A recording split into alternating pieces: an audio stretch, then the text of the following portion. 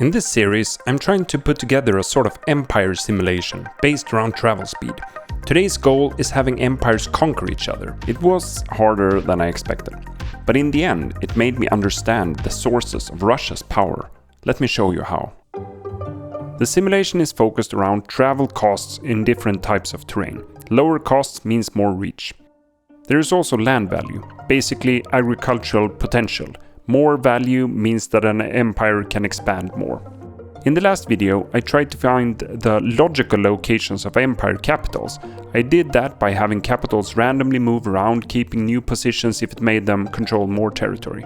But a lot of people rightly pointed out in the comments that in the real world, cities tend to stay in place. But how do we then find the natural positions of capitals if we want to simulate history? We will do it through the way things happen in both the natural and the political world with competition and natural selection. Villages that were in better locations grew into cities, and the best cities became capitals of kingdoms. So from now on, capitals will stay in one place. We now need a new mechanic for conquest. The foundation will be land value. An empire with access to fertile land can feed a larger population, meaning that they should have larger armies. Travel cost will still matter, but when two empires have similar costs for reaching a cell, power will decide who gets it. This slider governs how much weight power has. At higher values, the more powerful empire takes over. But I also want there to be a penalty for expanding and spreading yourself too thin. So we're going to add a growth threshold here. Only land more valuable than that threshold adds to power. But here I ran into a problem when trying this out. An empire that gains in power would take over deserts, which reduced its power, which in turn meant that it would be conquered by someone else who then did the same mistake. It became cyclical in a way that didn't really resemble what has been going on throughout history. And this is why we now have this discrimination slider that tells empires to not take land with little value, which avoids this problem and also makes sense.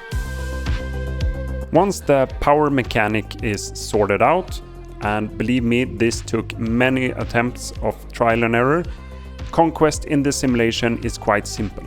When an empire takes the territory around a competitor's capital, the competitor is removed. So now we have some natural selection. Capitals in good locations gain power and take over more land, gaining more power and eliminating its competitors. The mechanics are self-reinforcing. An empire with slightly better initial conditions can take over. It makes the outcome much harder to predict. This is a simulation of the poly urn. We start with 2 balls in the urn, pick one at random, and then add another ball of the same color. After a while, we get many more balls of that color. If we repeat the simulation, the outcome is different. It all depends on random events in the beginning. It's a chaotic process, like evolution.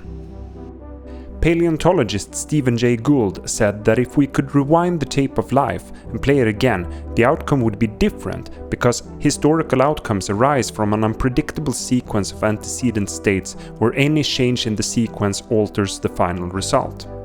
Which means that even if our simulation now is a perfect representation of reality, we wouldn't get the outcome we see in the real world. The borders we observe in history are affected by chance events and are thus but one of many possible outcomes.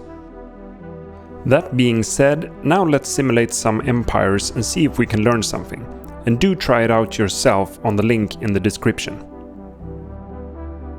The first test we're going to do is to take a bunch of real city locations and let them compete. Which sites are the best? We'll try European cities. If we give everyone the same travel settings, there is no randomness here and only one outcome for each setting. And this is the outcome.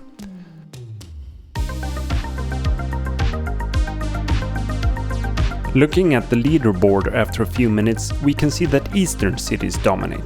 Kiev in Ukraine, Kazan in Russia and Novi Sad in Serbia. And at this point the simulation stabilizes. Borders are drawn where power and reach are in equilibrium with these specific settings. Let's increase the importance of power a bit and see what happens.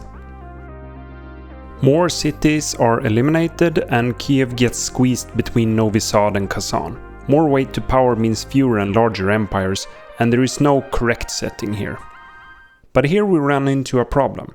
There were much more space to expand in the east than in the west, because I based this on real cities and Eastern Europe is less densely populated than the west. But population density is also caused by states and their borders. It's a circular argument. Before we solve that, however, I want to see what happens when we let cities have different specialties, different travel costs. What we're going to do is take the real city locations, randomly generate different travel costs within a budget constraint for each of the cities and let the simulation run for a minute.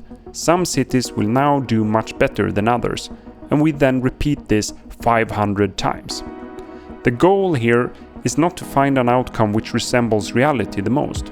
Rather, we should look at which cities that on average are the most successful and which configurations of travel costs that yield best outcomes, and if there are variations across cities. In the first run I did, Genoa did very well, randomly having low travel costs for planes and water. But Stavropol did even better, because it had even lower costs for planes travel. In the second run, cities get entirely different randomized travel costs, but we again see an eastern city with low travel costs for planes take over completely, this time Dnipro. Excuse my pronunciations.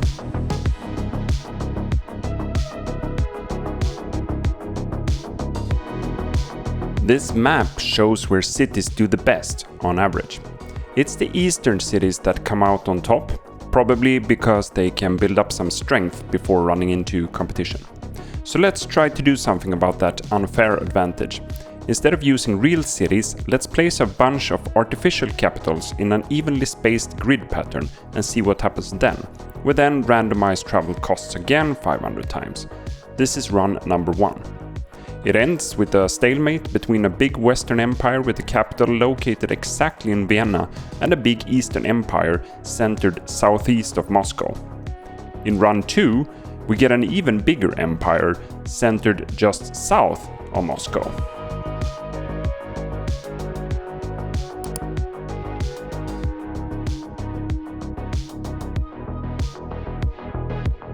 And in run 3, we get a total takeover from a capital in central Ukraine. I'm starting to see a pattern here.